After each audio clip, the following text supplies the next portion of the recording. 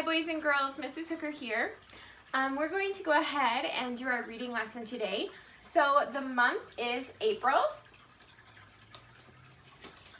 and today is Wednesday. Sounds funny, but that's how you spell it. We really pronounce it Wednesday, but Wednesday.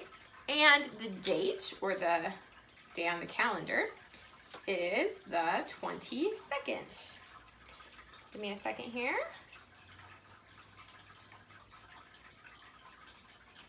Looks like that. Okay, so if we did that in place value, it would be 2 10s and 2 1s. And the year is 2020. All right. This was your writing prompt for yesterday. Today's writing prompt is right here. And it says, Devin was next. Whoosh! Out and over the water he sailed. With any luck, he'd land right in the blank. Read that again. Devin was next. Whoosh! Out and over the water he sailed. With any luck, he'd land right in the what? Go ahead and finish that story for me. Alrighty, and we are going to go ahead and do our time. The time right now is about 2 o'clock. So we're gonna take our big hand and go clockwise. That means we're gonna go around like this.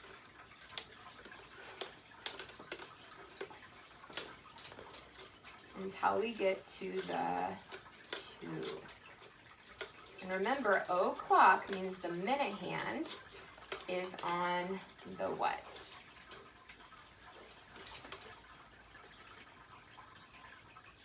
The 12th. So it should be like this. There you go. 2 o'clock. Alrighty. So we're gonna go ahead and look at our map really quick.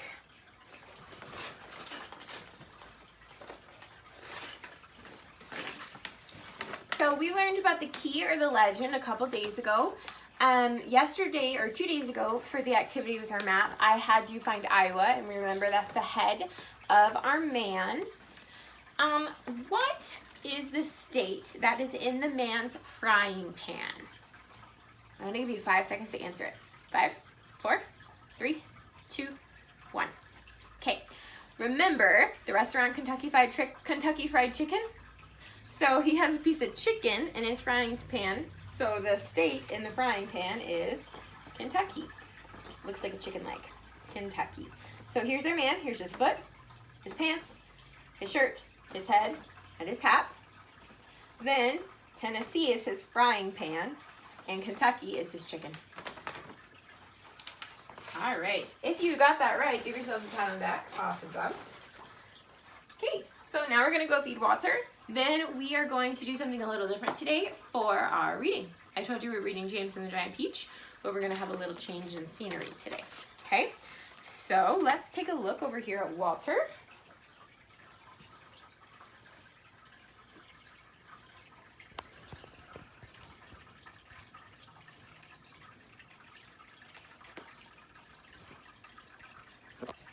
There he is, right there.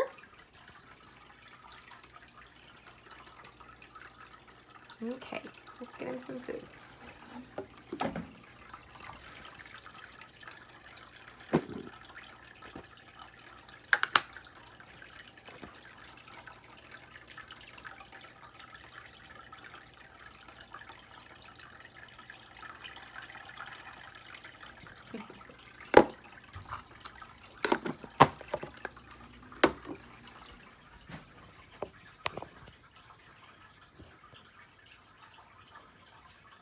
Oh, I forgot to show you guys that. I just saw it in the video.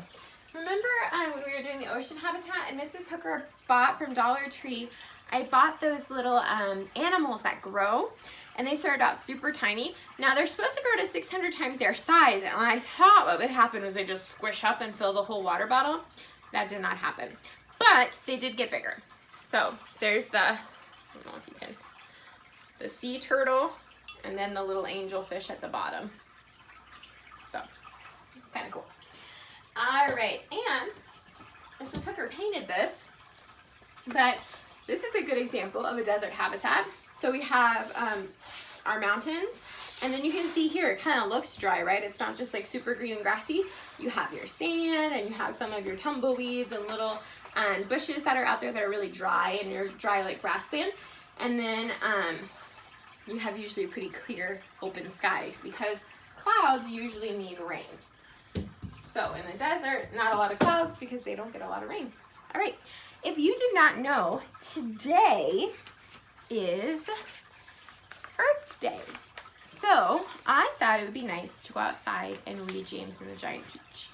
So we're gonna go ahead and head out to Mrs. Hooker's front yard, and we're going to read our chapters. We were reading 3 through 5 today, so we have quite a few chapters we're reading today. Remember, if you have James and the Giant Peach, please feel free to read along. Yeah, so before we go outside and read, let's really quick look at the vocabulary words in our story.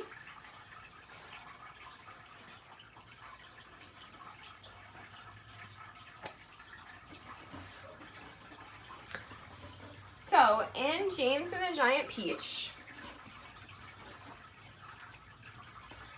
we did, I'm gonna hang it up here so y'all can see it. Give me just 1 second, kiddos.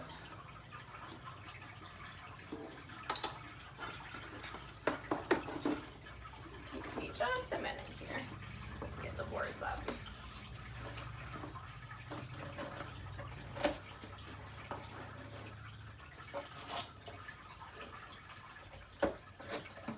Okay, there we have it. Okay, so a lot of these words on here you saw yesterday, but there's a couple new ones. So remember, spectacles is an oh, that's wrong. We lost the sticky note for spectacles. So spectacles is another word for glasses. Then we have hag, which means an ugly old witch. Oh, here it is. Ramshackle means a broken mess. A nuisance is something causing annoyance. Peculiar means unusual. Queer means strange or odd. So queer and peculiar are kind of the same. Mischief means troublemaking. And desolate means empty of no people. We lost our sticky note for mischief. Okay, so our 2 new words are beckoning, which means to signal or call. So if someone's beckoning you, they're calling you. So if you're outside and mom starts beckoning, she's going, hey you, come inside. So that's beckoning, okay? Or it could be like to signal, it could be like this, to come inside. And then the last word for today, the new word that is in these next chapters, is murmured. Murmured is a low sound, something that's hard to hear. I kind of think of it as mumbling. So it's like when you can't really understand what they're saying because they're not really talking very loud. That would be murmuring or mumbling. So I'm going to go ahead and head outside, and we are going to read James and the Giant Peach.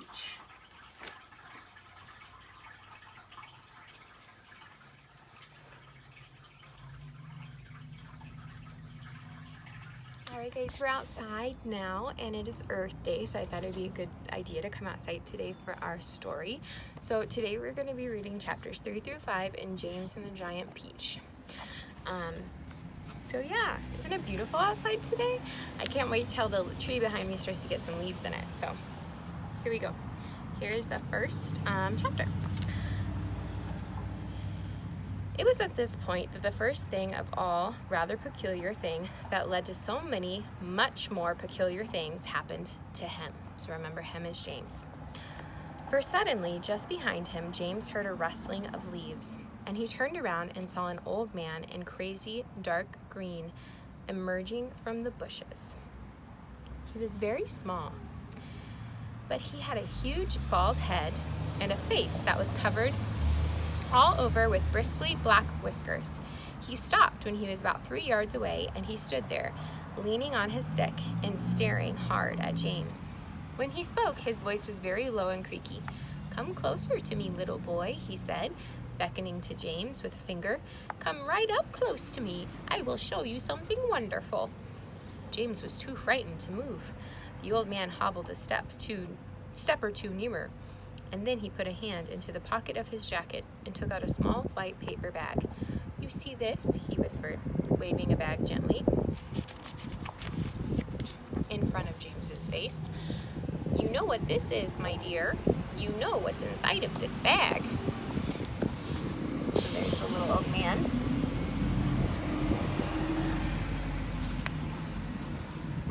Then he came nearer still, leaning forward and pushing his face close to James. So close that James could feel the breath blowing on his cheeks.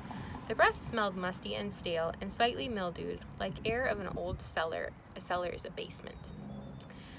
"Take a look, my dear," he said, opening the bag and tilting it towards James. Inside it, James could see a mass of tiny green things that looked like little stones or crystals, each one about the size of a grain of rice. They were extraordinarily beautiful, and there was a strange brightness about them, a sort of luminous quality that made them glow and sparkle in the most wonderful way. "Listen to them," the old man whispered. "Listen to them move." James stared into the bag, and sure enough, there was a faint rustling sound coming from inside it. And then he noticed that all the thousands of little green things were slowly, very slowly stirring about and moving over each other as they were alive. "There's more power and magic in those things in there than anything in the rest of the world put together," the old man said softly. But what are they?" James murmured, finding his voice at last. "Where do they come from?" "Aha," the old man whispered. "You'd never guess that." He was crouching a little now and pushing his face still closer and closer to James, till the tip of his long nose was actually touching the skin on James's forehead. So he got really close like this. Then suddenly he jumped back and began waving his stick madly in the air. "Crocodile tongues!" he cried. 1,000 long, slimy crocodile tongues boiled up in the skull of a dead witch for 20 days and nights, with the eyeballs of a lizard. Add the fingers of a young monkey and the gizzards of a pig and the beak of a green parrot and juice of a porcupine and 3 spoonfuls of sugar stew for another week, and then let the moon do the rest. All at once he pushed the white paper bag into James' hands and said, "Here, you take it, it's yours." Okay, so in the story, guys, what just happened was, it was kind of creepy. So the old man told the little boy that there were all sorts of crocodile tongues in there. So this guy sounds kind of crazy, okay? Then it says, James Henry Trotter stood there clutching the bag and staring at the old man. And now the old man said, I'll pause for a second. Something funny to tell you. So I live in a building, it's called a condo, so there's other houses next to mine. And you guys are on my phone sitting in my plant holder right now. And my neighbor just came outside and he just saw me reading a book to my plant. So I'm sure that was really funny for him. I probably sound like the crazy man in the story. Okay, let's keep reading. James Henry Trotter stood there, clutching the bag and staring at the old man. And now, the old man said, all you've got to do is take this large jug of water and pour it all over these green things. And then very slowly, one by one, add 10 hairs from your own head. That sets them off. It gets them going. In a couple of minutes, the water will begin to froth and bubble furiously. And as soon as that happens, you must quickly drink it all down, the whole jugful in one gulp. And then, my dear, you will feel it churning and boiling in your stomach, and steam will start coming out of your mouth. Immediately after, that marvelous thing will start happening to you. Fabulous, unbelievable things, and you will never be miserable again in your whole life. Because you are miserable, aren't you? You needn't tell me. I know all about it. Now, off you go and do exactly as I say. And don't whisper a word of this to those 2 horrible aunts of yours. Not a word. And don't let those green things in there get away from you either. Because if they do escape, we will be working their magic upon somebody else instead of you. And it isn't what you want at all, my dear. Whoever they meet first, be it bug, insect, animal, or tree, that will be the one who gets the full power of their magic. So hold the bag tight. Don't tear the paper off. Go, hurry up. Don't wait now. It's time. Hurry. With that, the old man turned and disappeared into the bushes. They said we were reading to chapter 5, right? Okay. This is the last chapter. The next moment, James was running back towards the house as fast as he could go. He could do it all in the kitchen, he told himself. If only he could get in there without Aunt Sponge and Aunt Spiker seeing him. He was terribly excited that he flew through the long grass and the stinging nettles, not caring whether he got stung or bit on his bare knees. So remember how he talked about how a stinger on the scorpion, or you probably haven't watched that lesson yet. On the second lesson about habitats, we're gonna learn about stingers. And so in this book, he ran through some stinging nettles is what they're called. And they're a plant that has like little stingers on them that can sting your legs. Then suddenly he was passing underneath an old peach tree that stood in the middle of the garden. His foot slipped and he fell flat on his face in the grass. The paper bag burst open, and as it hit the ground, there were thousands of tiny green things that were scattered in all directions. James immediately picked himself up with his hands and knees and started searching around for his precious treasures. What was this? They were all sinking into the soil. He could actually see them wiggling and twisting as they burrowed their way downward into the earth. At once, he reached out a hand to pick some of them up before it was too late, but they disappeared right under his fingers. He went after some others, and the same thing happened. He began scrambling about frantically in an effort to catch hold of those that were left, but they were too quick for him. Each time the tips of his fingers were just about to touch them, they vanished into the earth.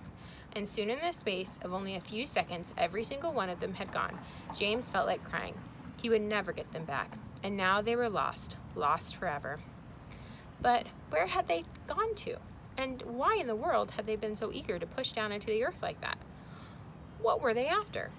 There was nothing down there, nothing except the roots of an old peach tree, and a whole lot of earthworms, and centipedes, and insects living in the soil. But what was it that the old man had said?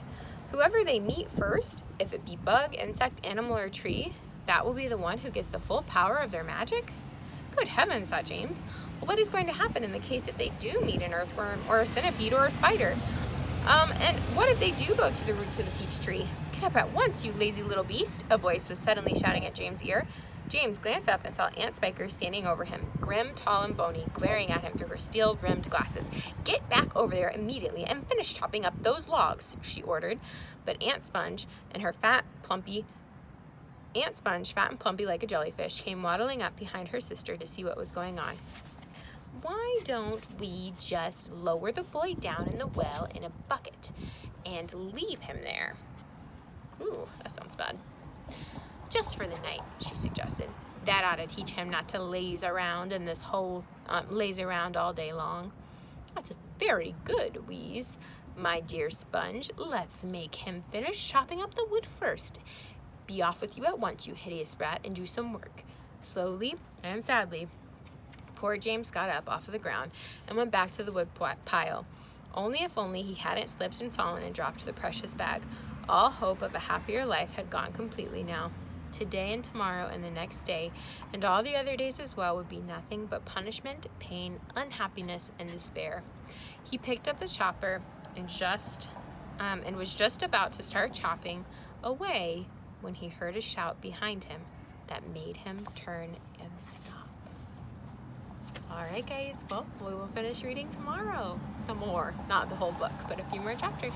Have a good day and enjoy Earth Day. Get outside and enjoy the earth. Make it beautiful. Plant a flower. Climb a tree. Have fun. Bye.